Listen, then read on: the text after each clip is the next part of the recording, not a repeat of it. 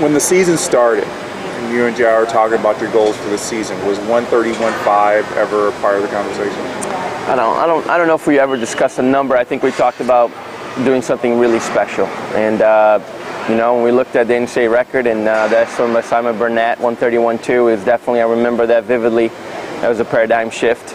And I just put the bug on his ear that, you know, why can't you be that good? And I think he took that to heart, you know, and I don't think that was in his mind today, and especially after this morning prelims, he struggled a little bit. You know, it's NCAA championships. This is not for anyone. You know, it's not for the faint of heart.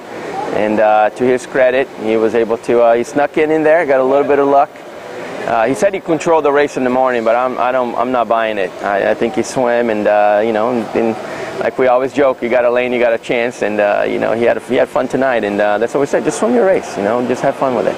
So as a coach on the side of the deck, knowing that it's basically in his hands when he steps up on the blocks, what's going through your mind each 50 when he's under record pace for 350s? You know, I'm glad you said that, because I wasn't even paying attention to that. I was just working at a stroke tempo and a couple things, and then really working on clean walls and how the strategy of the races we had planned and worked on really for the last year. I think that's what I was looking for, to see how the race was going to develop, and I felt like he hit the key points that were the right thing for him. And you know, he struggled a little bit at the end to come home in 24.1, but you know, 23.0, 23.0 in the middle, I think it gave him a chance. But it was smart. It was smart. I know people said, "Oh, he's crazy. He went out too fast." I thought he swam a great race. So you were watching his stroke tempo. At any point were you looking at how far ahead he was during the race? The only time I realized he was really ahead is when he turned at the 175. When I saw those guys were coming, but I knew that was his at that point, and he was going to finish it. And you know, I just kept thinking, just hold your stroke together, and you know, no panic, swim your race. Well, you talked to him about, you know, the possibility of him going 1:31 at the beginning of the season.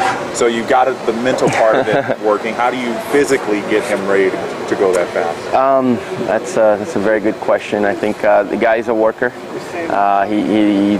You know, he likes to have fun, but he does a great job of being focused and really, I think, working little things on a daily basis that can be applied to his performance on a day like today.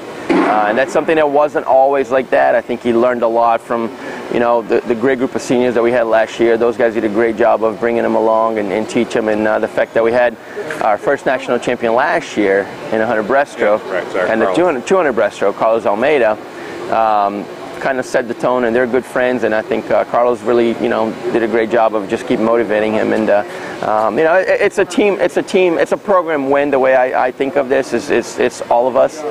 Certainly he carried the flag for us tonight, but you know, it's part of our program, and really to be able to do this 2 years in a row, we're thrilled. And you know, just continue to build the program. That's what we're doing, men and women, you know, and that's the fun part about it. So knowing that you had an NCAA champion last year, and Joao was doing really well last year, had a good performance last year, I mean, was that just a great, I mean, was all of that unexpected last year? Were you expecting it to kind of be maybe a transition year where you do well, but not as well as it turned out? Good question. You know, I mean, we try to think of the sky's the limit as a program, and I think, and we want people that embrace that idea, that can feel that and continue to grow and within the sport and be students of the sport. And you know, I think when you do those things, you don't set limits. Let's just go find out what we can really do.